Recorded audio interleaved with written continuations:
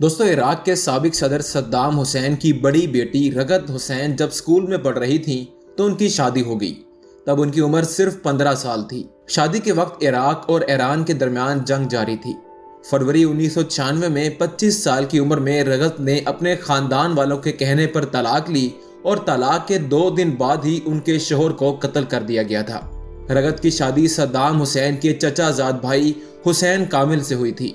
हुसैन कामिल तब सद्दाम हुसैन की हिफाजत पर मामूर थे। दोनों बेटियों की शादी, तालाक और फिर उनके शौहरों का कत्ल एक दिल दहला देने वाली कहानी है।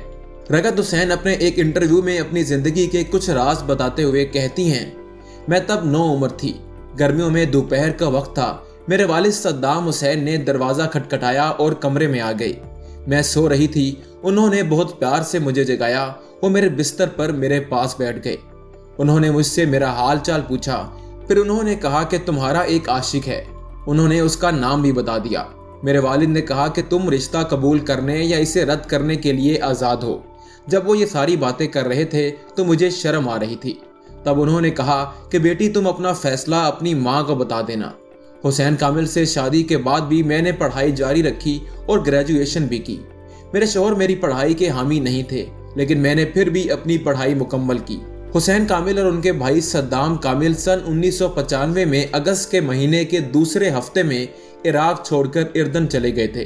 दोनों भाइयों के साथ उनकी बीवियां रगत और राना सद्दाम भी थीं।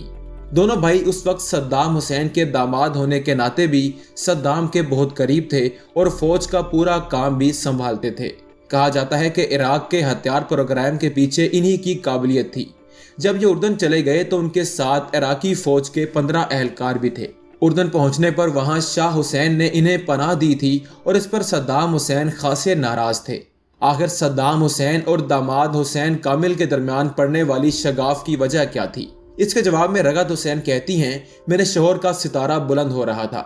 मेरे वालिद के बाद वो इराक में दूसरे नंबर की हैसियत रखने लगे थे। उनका एक किरदार था और ऐसा खानदान से करीबी ताल्लुक की वजह से था। उनमें फैसले करने की सलाहियत थी। उनमें हर किरदार और जिम्मेदारी को ठीक से निभाने की हिम्मत थी। मुझसे शादी से पहले भी वो इस मामले में आगे बढ़ रहे थे। जब हमारी शादी हुई तो हुसैन कामिल खुसूसी सिक्योरिटी के सरबराह थे। जब ईरान से जंग हुई तो इसमें शामिल फौज के भी वो सरबराह थे। उसी फौज पर सद्दाम हुसैन की हिफाजत की जिम्मेदारी थी। इन पर पूरे मुल्क की हिफाजत की जिम्मेदारी थी। शोहर के कत्ल का फैसला मेरे घर वालों का था। हुसैन कामिल से तलाक के बारे में रगत ने कहा कि हुसैन इराक छोड़ने के बाद हालात को बर्दाश्त नहीं कर पाए और 1 माह में ही उन्हें अंदाजा हो गया था। तलाक का फैसला फरवरी 1996 में इराक लूटने के 1 दिन बाद ही कर लिया गया था। मैंने अपने शौहर से बात की और फैसला किया। मेरे शौहर बहुत अफसरदा थे। उनसे लंबी बात हुई। वो इतने दुखी थे कि बात करने की हालत में नहीं थे। वहां मेरे भाई भी मौजूद थे और वहीं तलाक का फैसला हुआ। उर्दन से वापसी के 3 दिन बाद ही हुसैन कामिल अल माजिद और इनके भाई सद्दाम कामिल अल माजिद को कत्ल कर दिया गया। रगत हुसैन ने इंटरव्यू में कहा था कि उनके शौहर के कत्ल का फैसला उनके घर वालों का था, जबकि दूसरी बहन राना सद्दाम ने भी इस बात का एतराफ़ किया था कि उनके शौहर के कत्ल में उनके भाई अदी सद्दाम हुसैन का भी किरदार था।